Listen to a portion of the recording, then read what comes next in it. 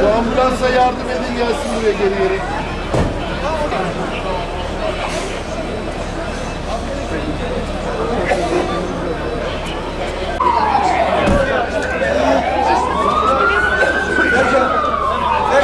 Buraya getir oksijen tüpü var. Teyze geliyor. Bir tane oksijen de teyzeye verelim. Teyze ama yavaş tamam. Onun çocuğun durumu iyi. Abla buraya ver. Buraya çekemeyiz baba. Kesme kız kurban ne? Kız kurban ne? Devat abi. Kız kurban ne? Abi gölgeye alsana teyzeyi. Zaten böyle gelecek amcası.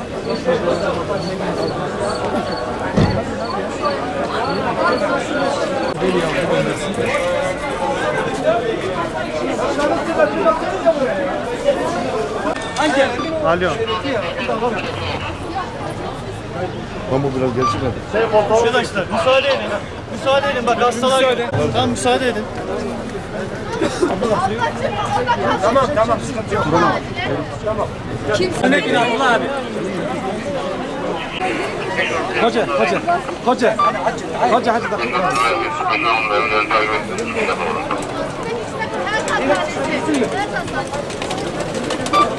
Aman küçük kardeş gel küçük kardeşe götüreyim. Gel. Yok taksi. Hadi gel. Boş mu?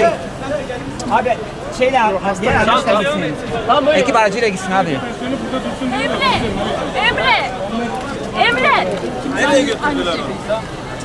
Ya bebek devlet hastanesine sevk edilecek de yani için.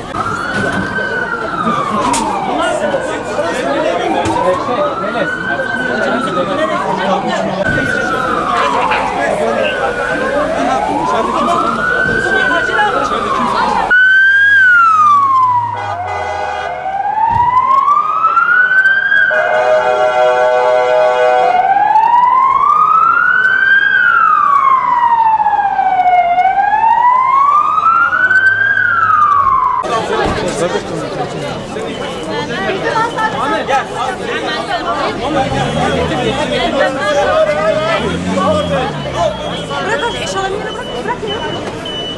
Gel sağ yap gel. Kaldır.